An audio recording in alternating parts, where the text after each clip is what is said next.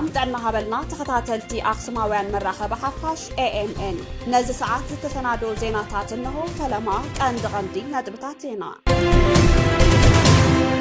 ተጋሩ ድሕሪ ውዕሊ ሰላም ፕሪቶሪያ ይፈልሱዶ ይጸርዩ ብትኹረት እንሪኦ ዜና እዩ ግዛታዊ ሓድነት ትግራይ ዝገሃሰሉን ሕገ መንግስታዊ መዋቕር ዝጥሓሰን ውሳነ ቤት ምኽሪ ፌደሬሽን ተኣጊዱ ኣብ ትግራይ ኣብ ዝተፈላለዩ ከባቢታት ተቃውሞ ሰልፍታት ይካየዱ ኣለው ውሳነ ቤት ምኽሪ ፌደሬሽንን ኮሚሽን ብሄራዊ መረፃ ቦርድ ኢትዮጵያን መበገሲ ኩናት ከይኸውን ልውዑል ስጋት ኣሕዲሩ ናይዚኦምን ካልኦትን ዝርዝር ክስዕብዩ ሰናይ ምክትታል ተጋሩ ድሕሪ ውዕሊ ሰላም ፕሪቶሪያ ይፈልስዶ ይጸርዩ ኣለው ትግራዋይ ካብ ዓዱ ክስደት ምግባር ከም ዓዲ ምጽራይ ማለት ጉርድን ምህርትን ከም ምፍላይ ዘርኢ ፕሮፓጋንዲስታ ትግራይ ምህላው ልዕሊ ኣፎሙ ዝብረት ጸላት ክረአ ዝግብኦ ተጋሩ ክበታተኑ ዓዶም ክጸልኡ ትግራይ ብጸላት ዝገጠምዋ ኩሉ ዓይነት በደላትን ጨፍጫፋትን ብዝሓበረ ድምፅን ጥርኑፍ ማዕበላዊ ሓይሊ ከይገሃድ ዘበህጉ ጸረ ህዝቢ ትግራይ እዮም ኣብ ዘቕነ ዝቐጸለ ርእቶ ተጋሩ ኮይነሎ ዓዲ በይኖም እንድሩላ ክትከውንን መሬትን ዓሌት ዘመዶም ከስፍርሉ ወይ እውን ተቀራሚቶም ብናይ ህዝቢ ሃፍቲ ፎቅ ዝሃንጽሉ ባይታ ጥራሕ ዝጥምቱ ህዝቢ ዝጠለሙ ውልቀ ሰባትን ጉጅላዊ ምትእስሳር ዘለዎምን ኣብ ውሽጢ ትግራይ ብሰንኪ ምህላዎም ተጋሩ ብፖለቲካዊ ቅዋሞም ኩናትን ወረ ኩናትን ጸሊኦም ተስፋ ሰላምን ልምዓትን ሲኢኖም ካብ ዓዶም ወፂኦም እንትስደቱን እንትባረሩን ትግራይ ትጸርእ ያላ ይብለለው እወ ናማን ትግራይ ቢኒላ ጸርያ ጉቦ ግዕዚና ዝበዝሓ ህዝቢ ብስጋት ከይንቀሳቀስ ተደሪቱ ናይ ጸልማትን ናይ ቢሮን ናይ ሰባት አዛብ በዚሕምዋ ሰልፊ ሒዙ ክንደ ዘልምዕ ሰልፊ ሒዙ ዝስደት መንሰይ ምሁርን ፖለቲከኛን በዚሑ ጎደናታት ትግራይ ጾሜን ዝንቀሳቀስ መንሰይ ዘይብለን ኮይነን ክረአያ ጀሚረን ኣብያተ ንግዲ ዓማዊለን ሲኢነን በርታተን ተገፍቲኑ ምውዓል ጀሚረን እወ ትግራይ ብሰንኪ ዘይቡሱላ ካይዳ መራሕቲ ትግራይ ቢኒላ ጸርያ ጸኒታ ድሕሪ ደብዳቤ ቤት ምኽሪ ፌደሬሽን ንቦርድ መረፃ ዘመሓላለፎ ውሳነ ዘስምዑን ውን ኣብ መራኸቢ ገጻት ዝጥቅዑ ዘለውን ድምፂ ተጋሩ ተበራኺቱ ትግራይ ትጸረላ ማለት ኣብ ትግራይ ከወንጀል ዝግብኦ ቃል እዩ ዝብሉ ፖለቲከኛታት ውን ኣይተሳኑን ከም ናቶም ገለጻ ኣብ ትግራይ ውሽጢ ዘሎ ህዝቢ ቁጽሩ ተመናሚኑ ከም ዘሎ ዘርእዩ ጸብጻባት ካብ ትግራይ ወጻኢ ተመዛቢሉ ተሰዲቱ ዘሎ ትግራዋይ እዩ እምበኣር ትግራይ ትጸረላ ዝበሃል ኣብ ሓደ መዓልቲ ጥራሕ ብማእኸላይ 700 መንሰይ ካብ ትግራይ ይወፅእ ኣሎ እዚ ማለት ክልተ አውሮፕላንን 4 ባሳትን በመዓልቲ እዩ ጸብጻብ ካብ ትግራይ ዝፈለሱ መናሰይ እሞዳ ትግራይ ትጸረላዶ ትጸንተላ ክምለስ ዘለዎ ሕቶዩ ምስዚ ተዛሚዱ ጽምዶ የዋጻናዩ ፖለቲካዊ ርክባትና አጠናኺርና ኢና ዝብል ፕሮፓጋንዳ ህዝቢ ትግራይ እዝኒ ኣይሃቦን ዘሎ እሞዳ ህዝባዊ ርክባት እንድሕር ዝፍጠር ሃልዩ ጽምዶ መንሰይ ትግራይ ናበይ ሰሪሐ ክነብር ኢሉ ይስደተሎ ናብ ኢትዮጵያ አዲስ አበባዶ ናብ ኤርትራ አስመራ ግሁድ ሓቂ ኮይኑ ጽምዶ ህዝባዊ ርክባት ተጋሩን ኤርትራውያንን ኣይኮነን ዝብል መልስ ዝሓዘ ተግባራዊ ፍጻመ እዩ ግዛታዊ ሓድነት ትግራይ ዝገሃሰሉን ሕገ መንግስታዊ መዋቕር ዝጥሓሰን ውሳነ ቤት ምኽሪ ፌደሬሽን ተኣጊዱ ውድብ ወለዶ ትግራይ ወለዶ ብሄራዊ መረፃ ቦርድን ቤት ምኽሪ ፌደሬሽንን ግዛታዊ ሓድነት ትግራይ ዝገሃሰሉን ሕገ መንግስታዊ መዋቕር ዝጥሓሰሉን ውሳነታት ኣመልኪቱ ናብ ፌደራል ላዕለዋይ ቤት ፍርዲ ዘቕረቦም ናይ እገዳ ጥርዓን ብዓወት ተዛዚሙሎ ክብሉ ፕሬዝዳንት እቲ ውድብ ኣይተ ጉዑሽ ግደይ ኣብ ማሕበራዊ መራኸቢ ዝጠቅዕዎ ጽሑፍ ገሊጾም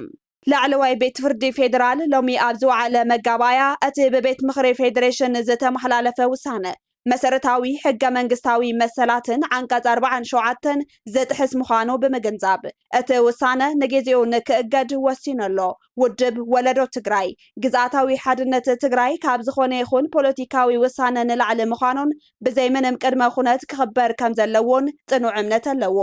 ኣብ ምውሓስ ሉዓላዊነትናን ሕገ መንግስታዊ ግዛኣትናን ዝግበር ቃልሲ ብዝኾነ ይኹን ፖለቲካዊ ኣፈላላይ ዘይግደብ ናይ ኩሉ ትግራዋይ ናይ ሓባር ቃልሲ ብምዃኑ ምስ ኩለን ፖለቲካዊ ሓይልታት ትግራይ ብሓባር ንምስራሕ ዘለና ድልውነት ነረጋግጽ እዚ ንጊዜው ዝተረኸበ ናይ እፎይታ ውሳነ እንከይዘናግዕና ሕጋውን ሰላማውን ፖለቲካዊ ቃልስና ብዝበለጸ ሓይልና ክንቀጽል ይግባእ ሕገ መንግስታዊ ግዛት ትግራይ በመሎነት ናብ በዓል ዋናው ከሳበ ዝምለስን ስቃይ ተመዛበልቲ ወገናትና ከሳበ ዘኸትምን ውድብና ሰላማውን ፖለቲካውን ቃልሱ ኣሕይሉ ክቐጽል እዩ ኩለኹም ተጋሩን ፎቶውት ተጋሩን ነዚ ታሪኻዊ ቃልሲ እዚ በመደጋፍ ኣብ ጎኒ ውድብ ወለዶ ትግራይ ክትዓስሉ ብሄራዊ ጻውዕትና ነቕርብ ኢሉ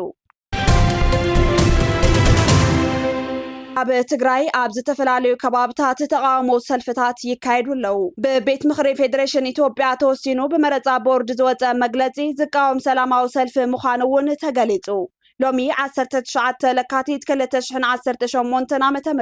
ኣብ ከተማ ሽረ እንዳስላሴ ሰልፊ ተሽከርከርቲ ተኻይዱ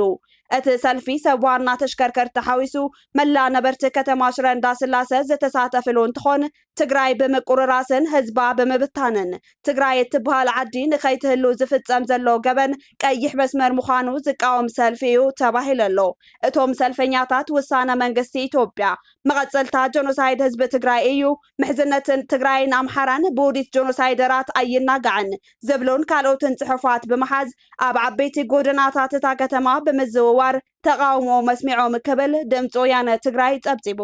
እዚ ተቃውሞ ሰላማዊ ሰልፊ ጽባሕ እውን ቀጺሉ ከም ዝውዕል ተፈሊጡ ኣሎ ህዝቢ ትግራይ በመስዋዕቱ ዝተኸሉ ሕገ መንግስቲ በጃ ክኾኑ ኣይከኣለን ክብሉ ምሁራት ገሊጾም ህዝቢ ትግራይ በተደጋጋሚ ክባራት መስዋዕት ብምኽፋል ዝፍለጥ ህዝቢ እዩ በቶም ዝኸፈሎም ክባር ዋጋታቱ ድማ ህዝቢ ትግራይ ሉዓላውነት ሃገር ካብ ምሕላው ጀሚሩ ከሳብ ሕገ መንግስታዊ ስርዓት ብምትካል ሃገረ መንግስቲ ብምትካልን ንኣሽሓት ዓመታት ዘይትካ ኣበርኪቱ ሓሊፉ እዩ ካብ ውድቀት ስልጣነ ኣክሱም ጀሚሩ ህዝቢ ትግራይ ዘይተደለዩ ዋጋታትን ብወገናቱን ካልኦት ብሄራትን ተደጋጋሚ ክሕደት ከጋጥሞ ድርሳናት መዛግብቲ ታሪኻቱ ህያው ምስክራት እዮም እቶም ዋጋ ዘኽፈልዎ መንገድታት ብዘይ ምንጻሩ ድማ ክሳብ 21 ክፍለ ዘመን ክባር ዋጋታት ክኸፍል ኣኽኢልዎ ይርከብ ካብ ውድቀት ስርዓት ሃፀይ ዮሃንስ ክሳብ ውድቀት ስርዓት ደርጊ ዝተኻየዱ ዘይተሓለሉ ቃልሲ ህዝቢ ትግራይ እኹል እፎይታ ካብ ዘይምሃብ ንላዕሊ ክሳብ ሕዚ ኣብ ልዕሊ ህዝቢ ትግራይ ናይ ሕገ መንግስታዊ ስርዓታት ጥሕሰት ከጋጥምዎ እምበር ኣብ ልዕሊኡ ሕጊ ዘኸብር መንግስቲ ዘይምርካቡ ካብቲ ናይ ሕሉፍ ውድቀት ዘበጽሕዎ በደላትን ዘይምምሃርን እዩ ዝብሉ ምሁራት ታሪኽ ትግራይ ብዙሓት እዮም ጥራሕ ዘይኮነስ ክሳብ ውድባዊ መትከል ብምሓዝ ንሕና ሕገ መንግስቲ ዘኽብረልና ሃገረ መንግስቲ መምስራት ኣገዳሲ እዩ ዝብሉ መማረፅታት እውን ኣይተሰኣኑን እሞ ሕዚ ኣብ ልዕሊ ህዝቢ ትግራይ መንግስቲ ፌደራል ጥሕሰት ሕገ መንግስቲ እንተተፈጠረ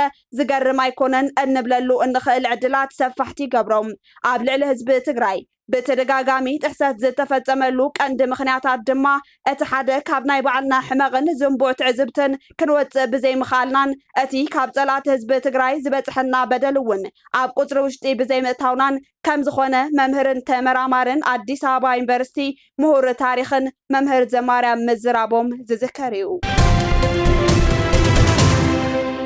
ውሳነ ቤት ምክሪ ፌደሬሽንን ኮሚሽን ብሄራዊ መረፃ ቦርድን ኢትዮጵያ መበገሲ ኩናት ከይኸውን ልዑል ስጋት ኣሕዲሩ ካብ እዋን ናብ እዋን እናተጋደደ ዝመጽእ ዘሎ ወጥሪ መንግስቲ ፌደራልን መሪሕነት ህወሓትን እቲ ውዕሊ ሙሉእ ብሙሉእ ካብ ዘይምፍጻሙ ጀሚሩ ከሳብ ሕገ መንግስታዊ ጥሕሰታት ብክልቲኡ ወገን ክስዕብ ጸኒሑ እዩ ኣብዚ ቀረባ መዓልታት ዝምዕብሉ ዘለው ምዕባለታትን ስዒቡ ውሳነ ቤት ምክሪ ፌደሬሽንን ብሄራዊ ቦርድ መረፃ ኢትዮጵያን መበገሲ ኩናት ክኸውን ይኽእል ዶ ዝብል ስጋት ህዝቢ ትግራይን ህዝቢ ኢትዮጵያን ኮይኑ ይርከብ ውሳነ ቤት ምክሪ ፌደሬሽን ኢትዮጵያ ኣንጻር ጽምዶ ሻዕብያን ህወሓትን ሚዛን መትሐዚ እዩ ዝብሉ ኣካላት እውን ኣይተሳኑን ብወገን መንግስቲ ኢትዮጵያ እዚ ዓይነት ውሳነ ክመሓላለፍን ከሎ ኣንጻር ውዕሊ ሰላም ፕሪቶሪያን ኣንጻር ሕገ መንግስቲ ኢትዮጵያን ዝኸዱ መራሕቲ ህወሓት እዮም ዝብል ወቀሳታት እውን ብወገን ልሂቃን መንግስቲ ፌደራል እናተሰምዑ ይርከቡ እሞ ሕዚ ኣብ ልዕሊ ግዛታዊ ሓድነት መሬት ትግራይ መሰረት ተገይሩ ዝተወሰነ ውሳነ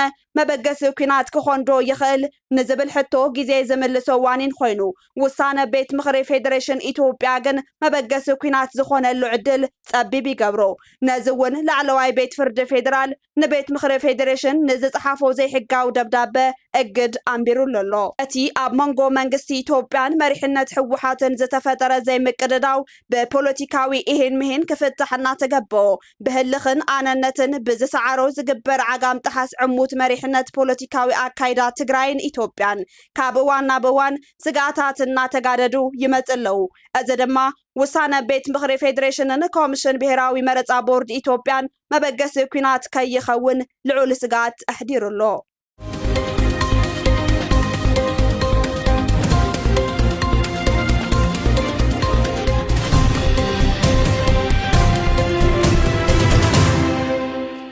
ካብ ኣክሱማውያን መራኸቢ ሓፋሽ ናይዚ ሰዓት ዜናታት ክትከታተሉ ፀኒሕኩም ንምክትታልኩም ነመስግን ምስ ዝተረፉ መደባትና ሰናይ ግዜ